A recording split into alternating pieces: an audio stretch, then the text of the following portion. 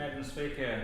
In 2017, domestic violence has been described by the Wash House and Mount Druitt Police as Western Sydney's cancer, and Blacktown is one of the hardest hit areas in New South Wales. I recall the police local superintendents across the three local area commands in Blacktown City saying the combined call-outs fluctuated over 1,000 incidents per month. Bureau of Crime Statistics and Research reported domestic violence-related assaults across Blacktown City ranged from a high of 2,222 in 2019 to a low of 2,061 in 2022, and this obviously excludes the unreported incidences. Crime stats also showed over 1,660 per annum of women being intimidated, stalked and or harassed. We have many important organisations dealing with domestic and family violence, as well as empowering women to undertake personal development so they can live life to their full potential. I pay tribute to organisations such as the Harman Foundation that last week was visited by the Minister for Women, Seniors and the Prevention of Domestic Violence and Sexual Assault, Jodie Harrison, to discuss and hear the challenges they face.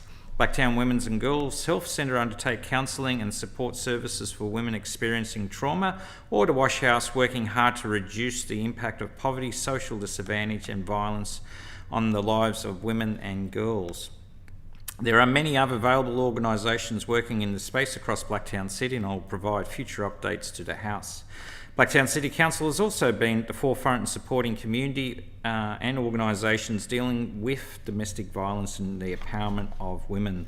Blacktown Council has undertaken many events in raising awareness and the prevention of domestic violence and supporting community organisations with vigils when domestic violence death occurs. Given the good work of Council in this space, I was shocked to read an article published in the Sydney Morning Herald on the 29th of August 2023 titled "Tio's Wolfpack Bears Teeth with Threats," written by Kate McClimate, that implicated Blacktown Council. Kate somehow got hold of text messages exchanged between the proponents of a proposed property project called the Blacktown Brain and Spine Institute, the BBSI, who were working with Blacktown Council at the time. Kate McClimate had previously produced unfavourable expose on the proponents in the previous articles, and I am unaware of any successful court challenge initiated by BBSI proponents to refute the accusations. There was an exchange of messages between the three proponents published in the City Morning Herald using words including, and I quote, "Rifle that bitch Kate," "Dirty Patana Lauda will get hers and she'll be eating shit for the rest of her miserable life." I've emailed Blacktown City Council Mayor and CEO, as well as representatives of Walker Corporation, who since purchased the BBSI project, and the person allegedly making these comments. I have received only a response from Walker Corporation saying that they cannot be held accountable for previous BBSI shareholders. They will not be associated with Walker's Corporation or the BBSI moving forward, and Walker's conducts its business in a manner that is respectful and of all people's rights, and they do not condone any behaviour that breaches those rights. According to the article, the allegedly made comments firstly denied it and then later said it was banter. I don't believe these words of this nature in any language can satisfy the definition of banter.